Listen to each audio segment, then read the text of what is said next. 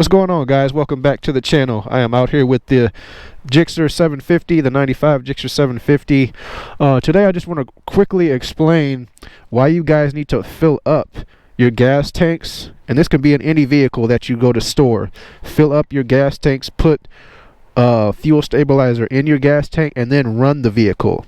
So an issue that a lot of people run into is that they put the fuel stabilizer in there after they fill their tanks up, but they don't run the vehicle, and then wonder why their fuel lines and carburetors still get gunky and gunked up and stuff like that from being stored for however long they store the vehicle for.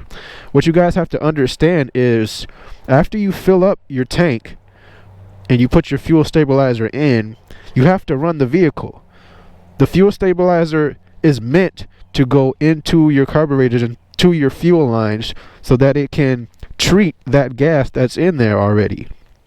Alright, so it can keep that gas in good octane and in good consistency to where it doesn't get, what do I want to say here, gummy-ish. If you leave, like, say, your bike for over a year in storage, because that's the problem that you'll run into if you don't run the bike or run the vehicle. All right, the fuel stabilizer will do its job in the tank, but it won't do its job in the carburetors or the fuel lines because it's not in there. All it is, the only place that it's at is in your tank. So the correct thing to do is let's say I'm on my bike. All right, so let's use the bike since this is right here. Take my bike to the gas station, fill it up. All right, then put your fuel stabilizer in there, measure it out to whatever size gas tank you have and the recommendations on the bottle. Then run the vehicle. Take it for a drive. It's part of putting a bike away. It's part of putting a vehicle away for storage. When you put fuel stabilizer in it to do its job, fuel stabilizer will run down into the carburetors, into the gas lines. Boom, it's in there.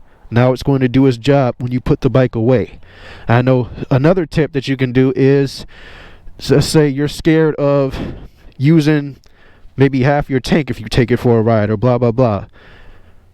What you do is you have a gas tank, you put fuel stabilizer in it, you have a pre-mixed solution that if you take your bike for a ride, let's say in this example, take your bike for a ride, you lose half a tank, you got another gas tank here with fuel stabilizer in it ready.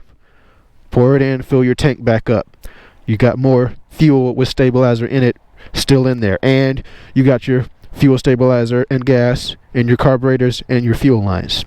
That's it, guys. It's that simple. That's how you treat your gas tank with fuel stabilizer, so that you don't gunk up your carburetors and your fuel lines, so that the next time you take your bike out for, let's say, come springtime, like we're getting into right here, you don't have a bunch of problems. Because I'll tell you this, when I brought this bike out of storage to go for my first spring ride on my birthday in March, it was a couple weeks now, or a couple weeks ago now, excuse me, but didn't have much to do with the bike, guys. Had the bike on stand, so my tires didn't have flat spots, had fuel stabilizer in my tank, had my oil changed already, so I didn't have to worry about an oil change or a filter.